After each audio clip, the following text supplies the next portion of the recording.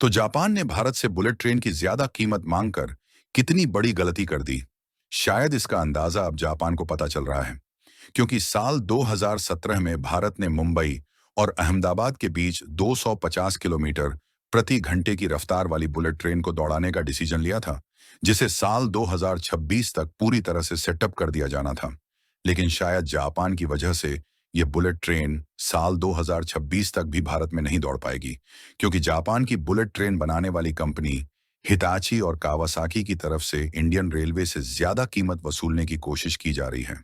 लेकिन अब भारत के रेल मिनिस्टर अश्विनी वैष्णव ने फैसला लिया है कि हम बुलेट ट्रेन को खुद ही भारत में बनाएंगे, और इसके लिए हमें विदेशी टेक्नोलॉजी की कोई जरूरत नहीं है। और यह फैसला भारत की तरफ से ऐसे समय पर लिया गया है जब जापानीज कंपनी की तरफ से बुलेट ट्रेन के लिए दाम बढ़ा दिया गया है, और जापान की बुलेट ट्रेन बनाने वाली कंपनी ने सीधा कह दिया है कि एक बुलेट ट्रेन के लिए इंडियन रेलवे को 460 करोड़ रुपए देने होंगे। तब से लेकर अब तक स्ट्रेस का माहौल छाया हुआ है, और इसीलिए भारत की आईसीएफ, जो कि भारत की इंडिपेंडेंस रेलवे प्रोडक्शन कंपनी है, ये इंजीनियस ली बुलेट ट्रेन को बनाकर दौड़ाने के लिए भरपूर प्रयास में जुट चुकी है। और जापान को शायद अब यह समझ में आ रहा है कि उन्होंने बुलेट ट्रेन के दाम को बढ़ाकर कितनी बड़ी गलती कर दी है। पूरी अपडेट क्या है, वीडियो में समझते हैं। लेकिन आगे बढ़ने से पहले भारत ने स्वदेशी तौर पर बुलेट ट्रेन बनाने का फैसला ले लिया है। इसके लिए वीडियो को एक लाइक करके चैनल को सब्सक्राइब जरूर कर लीजिए, क्योंकि यह आपके लिए 1 सेकंड का काम है, लेकिन इससे हमारी काफी बड़ी मदद होती है। दरअसल भारत जल्द ही बुलेट ट्रेन दौड़ाने की राह पर आगे बढ़ रहा है, जो कि भारत का एक हाई स्पीड रेल प्रोजेक्ट है, क्योंकि इसके लिए भारत में मुंबई और अहमदाबाद के बीच ट्रैक बिछाया जा रहा है, जिसका 80% काम पूरा भी हो चुका है। लेकिन यह काम जापान के साथ मिलकर किया जा रहा है, इसलिए इसमें कुछ चुनौतियों का भी सामना करना पड़ रहा है। आपको बता दें कि यह भारत के इंफ्रास्ट्रक्चर डेवलपमेंट में एक महत्वपूर्ण बदलाव लाएगा और देश को दुनिया के लीडिंग रेलवे देशों में शामिल होने में मदद करेगा। और यह एक हाई स्पीड रेल प्रोजेक्ट है, तो इससे जो यात्रा का समय है वह पहले से लगभग आधा हो जाएगा, क्योंकि मुंबई और अहमदाबाद के बीच बुलेट ट्रेन को चलाने के लिए जो ट्रैक तैयार किया जा रहा है, उस पर बुलेट ट्रेन की स्पीड 250 से 440 किलोमीटर प्रति घंटे की होने वाली है। हालांकि इसमें दिक्कत वाली बात यह है कि भारत में जो बुलेट ट्रेन का ट्रैक तैयार किया जा रहा है, इसमें इन्वेस्टमेंट तो भारत के द्वारा किया जा रहा है, लेकिन इसमें जो टेक्नोलॉजी इस्तेमाल हो रही है वह पूरी तरीके से जापान की है। क्योंकि देखा जाए तो जापान पिछले कई सालों से बुलेट ट्रेन के मामले में सबसे आगे रहा है, और हमारे पास हाई स्पीड बुलेट ट्रेन को बनाकर खुद के बलबूते दौड़ाने की टेक्नोलॉजी मौजूद नहीं है। और इसलिए जापान अब बुलेट ट्रेन की कीमत को भारत के लिए बढ़ा चुका है, और बुलेट ट्रेन बनाने वाली जापान की कंपनी हिताची और कावासाकी, दोनों कंपनियों का कहना है कि वह एक बुलेट ट्रेन के लिए इंडियन रेलवे से लगभग 460 करोड़ रुपए लेंगे। और देखा जाए तो यह एक हिसाब से काफी ज्यादा अमाउंट है, जो कि इंडियन रेलवे से जापान की कंपनी मांग कर रही है। वहीं दूसरी तरफ जापानीज कंपनी का कहना है कि भारत में क्लाइमेट चेंज बिल्कुल अलग है, इसलिए हमारे पास जो बुलेट ट्रेन है उसमें भारत के एनवायरनमेंट के हिसाब से बदलाव करने होंगे। और क्योंकि ये ऑन दी सेल प्रोडक्ट नहीं है, इसलिए जापान की बुलेट ट्रेनों को प्रॉपर तरीके से भारत में दौड़ने के लिए उसमें बहुत सारे मॉडिफिकेशन करने होंगे, जैसे कि एयर कंडीशनिंग और फिर धूल को कंट्रोल करने के लिए क्या क्या किया जाना है। इन सभी को फिगर आउट करके भारत की वेदर कंडीशन के हिसाब से मॉडिफिकेशन किया जाएगा। इसलिए जापान से इंडियन रेलवे के लिए बुलेट ट्रेन लेना थोड़ा महंगा पड़ रहा है। वैसे जापान को जब इसकी कीमत बढ़ाना ही था, तो जापान की बुलेट ट्रेन बनाने वाली कंपनियां भारत की आईसीएफ, जो कि इस समय इंडियन रेलवे के प्रोजेक्ट को संभाल रही है, इनके साथ मिलकर इन बुलेट ट्रेन को बना सकती थी।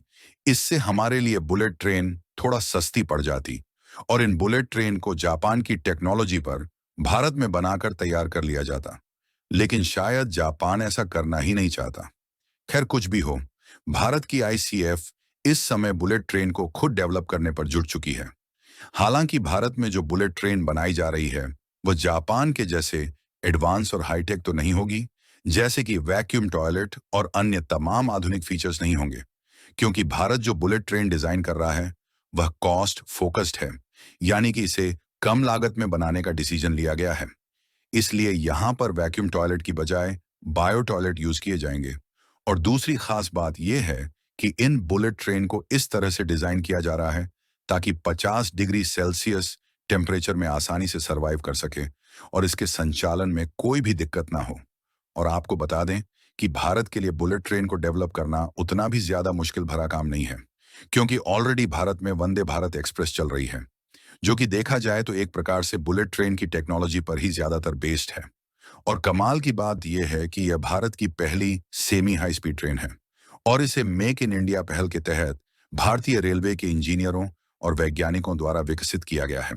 और इसे मात्र 18 महीने के समय अंतराल में भारत की आईसीएफ यानी कि इंटीग्रल कोच फैक्ट्री ने खुद भारत में स्वदेशी तौर पर डिजाइन और डेवलप करके तैयार कर लिया। और इसमें ऐसी कोई भी टेक्नोलॉजी का इस्तेमाल नहीं किया गया है जिसके लिए हमें जापान या फिर किसी अन्य देश के सामने हाथ फैलाना पड़ा हो। लेकिन इसमें मैग्नेटिक फील्ड वाली टेक्नोलॉजी का उपयोग नहीं किया गया है, जिससे इसकी जो अधिकतम रफ्तार है वह 180 किलोमीटर प्रति घंटा है। यानी कि इसे हाई स्पीड रेल प्रोजेक्ट के तहत अभी नहीं माना जा रहा है। और भारत की जो पहली बुलेट ट्रेन होगी उसे मुंबई और अहमदाबाद के बीच चलाया जाएगा और इसकी स्पीड 250 किलोमीटर प्रति घंटा से 440 किलोमीटर प्रति घंटे तक होने वाली है, क्योंकि इसमें मैग्नेटिक फील्ड की टेक्नोलॉजी का इस्तेमाल करके बनाया जाना है, जिससे पूरे तरीके से कंप्लीट होने में 1-2 सालों का और समय लग सकता है। और भारत इतने तक ही सीमित नहीं रहने वाला, बल्कि जल्द ही अंडर सी यानी कि समुद्र के अंदर से बुलेट ट्रेन को चलाने के लिए टनल के निर्माण का काम भी शुरू होने जा रहा है। और इस तरीके के अंडर वाटर टनल का निर्माण लगभग 10 मंजिलें की गहराई में किया जाएगा, जिसमें कोशिश यह रहेगी कि भारत और यूएई के बीच एक ऐसा अंडर वाटर टनल तैयार किया जाए जिसमें बुलेट ट्रेन सीधे रास्ते के साथ ट्रेवल कर सके। हालांकि यह इतना भी आसान नहीं है, इसलिए शायद हमें विदेशी कंपनियों की भी मदद लेनी पड़ेगी, फिर चाहे भले ही इन्वेस्टमेंट ज्यादा ही क्यों ना हो, क्योंकि इस तरीके के प्रोजेक्ट में सिक्योरिटी का भी विशेष ध्यान रखा जाना सबसे ज्यादा जरूरी है। और भारत जिस तेजी के साथ बुलेट ट्रेन पर खुद काम कर रहा है, उससे हाल ही में जब G20 समिट में भारतीय प्रधानमंत्री गए थे तो जापान के द्वारा बुलेट ट्रेन की चर्चा की गई। और यदि हमें बुलेट ट्रेन को 1-2 सालों के अंदर दौड़ाना है तो जापान की मदद लेनी पड़ेगी, अन्यथा हम साल 2028 तक खुद के बलबूते बुलेट ट्रेन चला सकेंगे।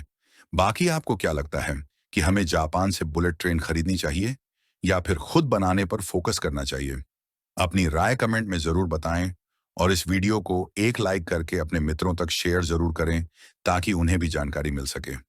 इसी तरह और भी नॉलेजेबल वीडियो देखने के लिए चैनल को सब्सक्राइब जरूर कर लें। शुक्रिया।